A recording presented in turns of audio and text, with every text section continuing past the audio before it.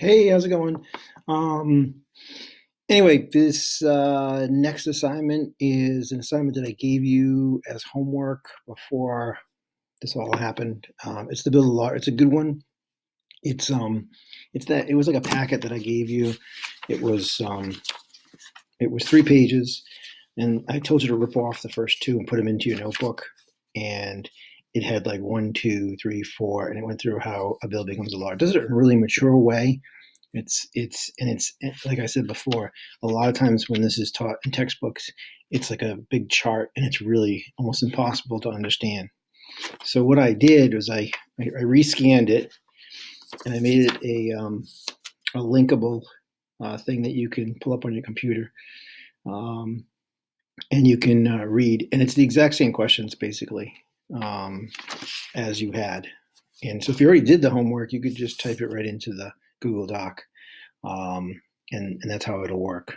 I did start uploading stuff into X2 because we're supposed to. Um, it's basically credit, no credit, but there is like boundaries to that too. Pass it in late, basically the best you can do is a 70.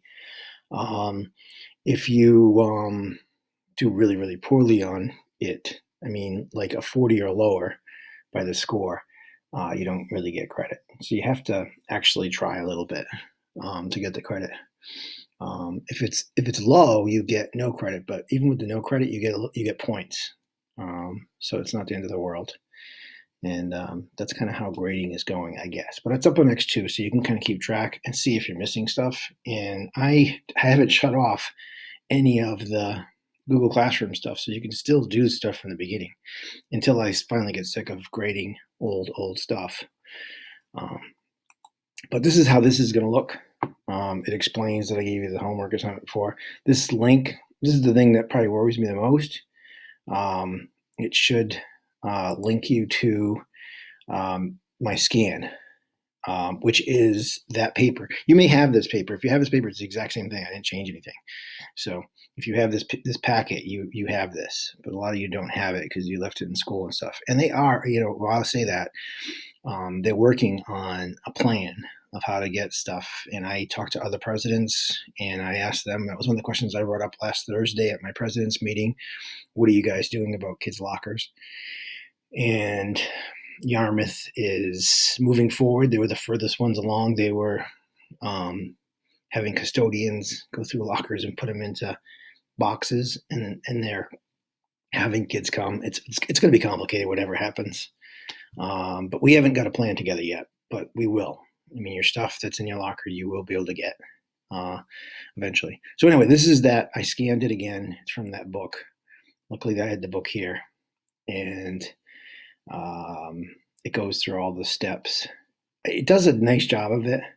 And again, this may look small to you, but you can zoom in, and then it has 11 steps. There's no such thing as 11 steps. There's no number of steps. It's a complicated thing. I think when I teach it, I do, which I'm about to do with you eventually. Probably next week we'll start it. It's like 10 steps or something, but I'm not sure. It doesn't really matter. The step thing is just, whether you call something a step or not, you have two things in one step. So here it is. The questions, you go right here. Two of the questions, you're going to go to the website to count and you're just going to write down the number. Make sure that when you answer these, that you kind of answer it in a full sentence. Like, where do most bills die? If you're saying that most bills die on the floor of the house, you would put most bills die on the floor of the house, and then give an explanation of why. It'll say in the reading why they die there. So you shouldn't have to write a lot, but make sure you don't just, how I am. I don't want one word answers. I want you to show me that you did it. This is going to be due Friday, and that's it. Oh, I have a thing on the bottom, which it's not required. It's just checking in on you, how are things going, asking you about these lessons, like what's the good, the bad, the ugly with them. And it's a new technology to me. And